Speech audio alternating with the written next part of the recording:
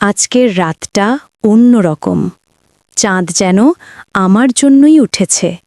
আমি ঠিক করেছি, আজই বলবো তাকে, আমি তোমায় ভালোবাসি।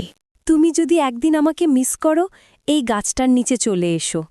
ঘড়ির কাঁটা যখন ঠিক ৮টা বাজালো, আমি সেখানে পৌঁছালাম। বাতাসে এক অদ্ভুত গন্ধ, চেনা কিন্তু ভয়ানক ঠান্ডা।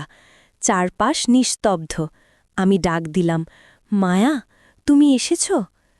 কেউ উত্তর দিল না, কিন্তু পরের মুহূর্তে একটা ঠান্ডা বাতাস আমার কানে ফিসফিস করল, আমি তো এসেছি, তুমি দেরি করেছ।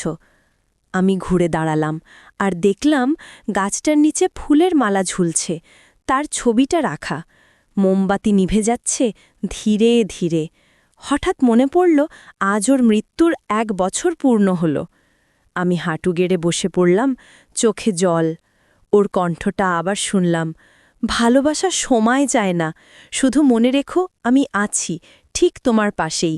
বাতাস থেমে গেল, আর আমি বুঝলাম আজ প্রেম করতে গিয়ে আমি একা নই, ও এখনও আমার সঙ্গেই আছে, অদৃশ্য কিন্তু চিরন্তন।